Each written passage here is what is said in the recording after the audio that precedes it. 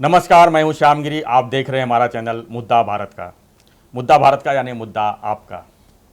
आज का हमारा मुद्दा है मुंबई में चल रहे डांडिया से।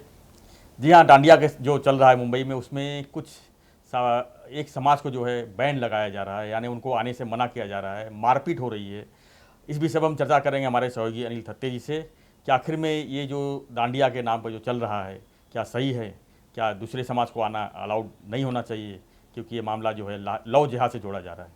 सर, आप क्या कहेंगे इस विषय पर? इसके बारे में पहले तो मैं ये बोलना चाहूँगा कि मैंने मेरे 52 साल की पत्रकारिता में जी कम से कम 200 से ज़्यादा बार इफ्तार पार्टी जो रहती है इनकी जी वो अटेंड की है।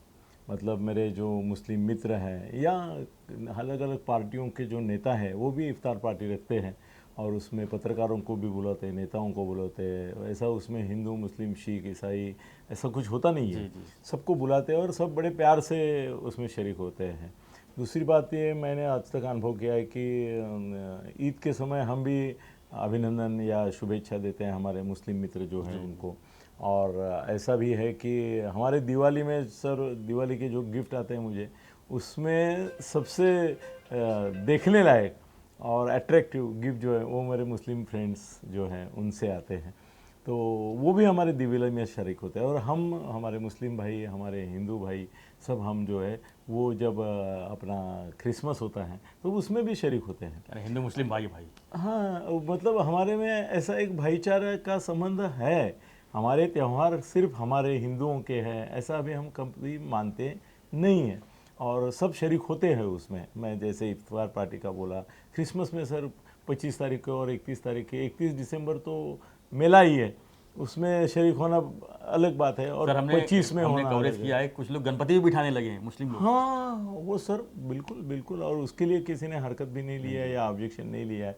और कहीं सर पुजारी मुस्लिम है, हमारे देव देवताओं पूजा के सामान के बेचते हैं वो। हाँ, पूजा का सामान तो बेचने वालों में असंख्य रहेंगे, जी मगर पुजारी भी है वो सर अलग। ये भारतीय संस्कृति है जी सर। भारत जो है ना विविधता में एकता का हमेशा समर्थन करता रहा।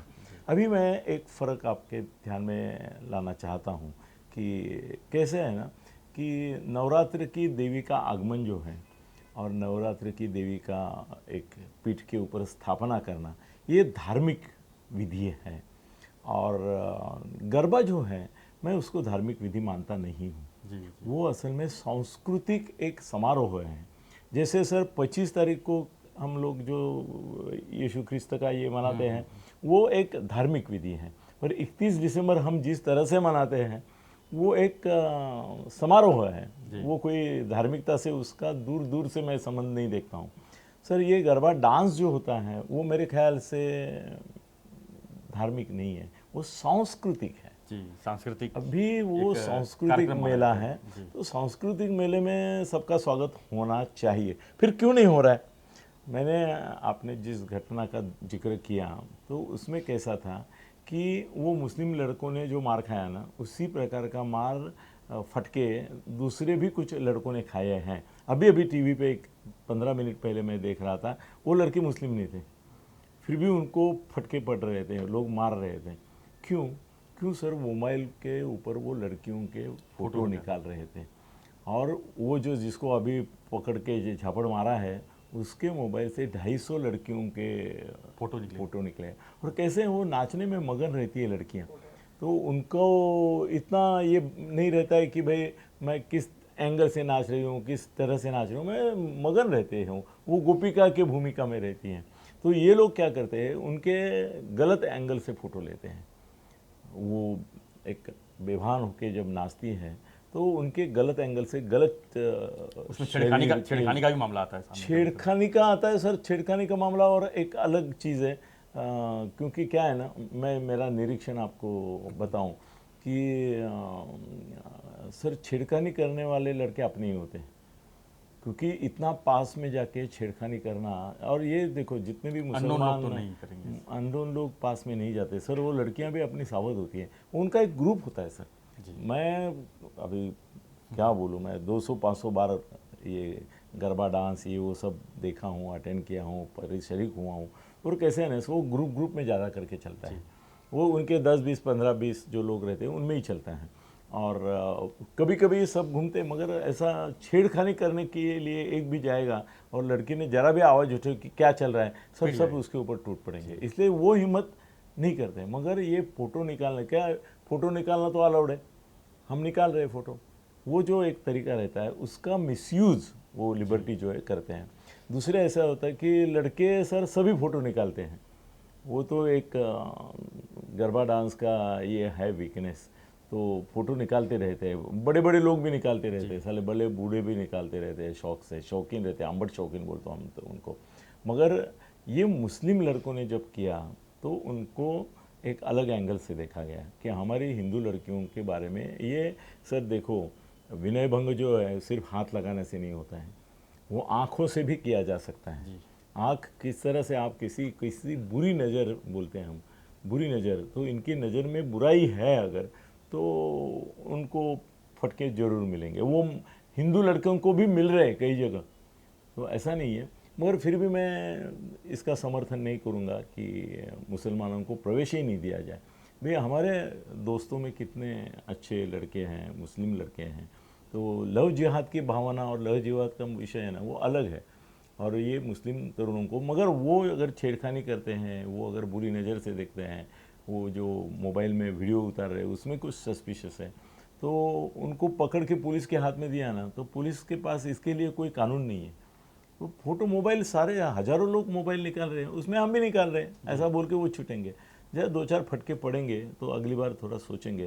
तो मैं लीगली सपोर्ट करता हूँ कि भाई मुस्लिम लड़कों को प्रवेश देना चाहिए, सभी क्रिश्चियन भी हो उनको भी देना चाहिए। पर मॉरली ये भी सोचता हूँ कि अगर उन्होंने मिसयूज़ ऑफ देयर अलाउड उनको करने का किया है परमिशन का, तो उनको फटके भी पड़ने चाहिए। सर एक खबर और भी है कि मध्य प्रदेश में जो है अब आई कार्ड दिखाने के बाद ही अंदर लड़कों को एंट्री मिलेगी, और वहाँ पर जो है एक जो मुस्लिम समाज है उनको जो है बैन किए करने की ऐसा सरकार में ये आने वाला है, नोटिस भी जारी सर कर सकते हैं। मेरे को ऐसा लगता है कि आइडेंटिटी कार्ड या आधार कार्ड मांग रहे हैं अगर, तो उसमें कोई गलत नहीं है, क्योंकि ये जो घुसखोरी रहते हैं वो आदमियों की कोई भी जिम्मेदारी निश्चित नहीं होती है। वो मस्ती मौज मजाक या छेड़खानी करके फ़ोटो निकाल के गलत तरह से, बुरी नज़र से उन लड़कियों को देख के निकल जा सकते हैं। अगर उनको कंपलसरी किया कि तुम आधार कार्ड या पास तुम्हारा कोई तो पुरावा लेके आओ, तो उनका नाम और ये दर्ज होता है डायरी में, उनका मोबाइल नंबर भी डायरी में दर्ज होता है। वो अगर पकड़े जाते हैं तो उनका कच्चा चिट्ठा पूरा निकल आता है।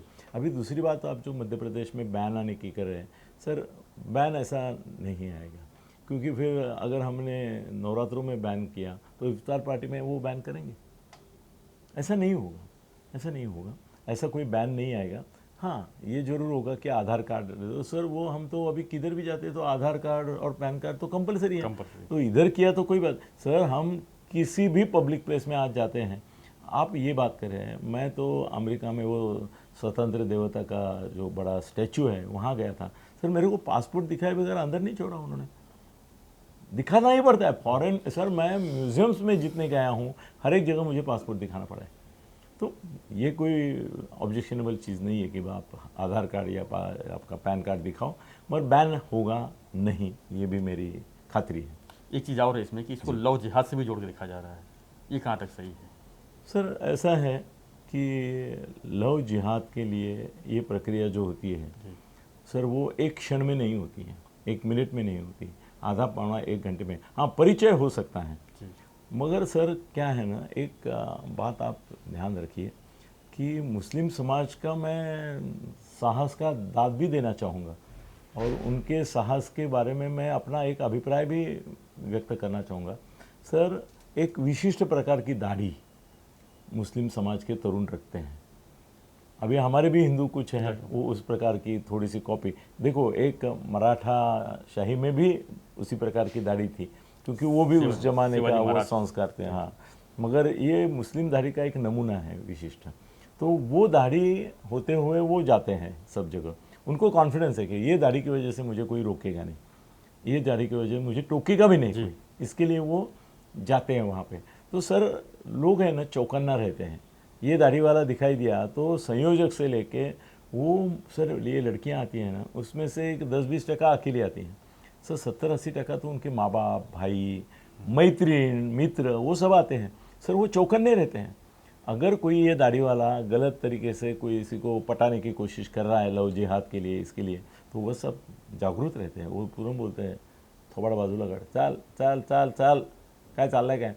और लड़कियां भी ऐसे देखा और फंस गई, ऐसा नहीं होता है। हमारे अपने लड़कियों के बारे में भी अपने विश्वास होना चाहिए। वो क्या है ना, लव जिहाद होता है नहीं, क्या होता है, होता है, लव जिहाद होता है, मगर उसकी प्रक्रिया जो है वो ऐसी 5-10 मिनट में, हाँ परिचय हो सकता है, बाद में मोबाइल पे इसके ऊपर फॉलोअप करके लव जिहाद का स्वरूप ले सकते हैं, मगर लव जिहाद जोड़ने के लिए उनको भी पर्याप्त मात्रा में अवसर और साधन उपलब्ध है। खाली गरबा खेलने में जाने से लव जिहाद होगा ऐसा मैं नहीं मानता हूँ जी। धन्यवाद सत्य जी। तो हम चर्चा कर रहे थे कि मुंबई में चल रहे दांडिया के ऊपर एक समाज को बैन लगाने की बात पर। जी हाँ, यहाँ पर जो है एक समाज के लोगों को आपत्ति जताई जा रही है और उनको पीटा भी जा रहा है और कई मामले सामने भी आ रहे हैं। तो हमारा जो चर्चा था इसी विषय पर चल रहा था। आपको हमारा वीडियो कैसा लगा हमें जरूर कमेंट बॉक्स पे लिखिए। वीडियो पसंद आई तो लाइक शेयर सब्सक्राइब करना ना भूलें। धन्यवाद। जय हिंद, जय महाराष्ट्र।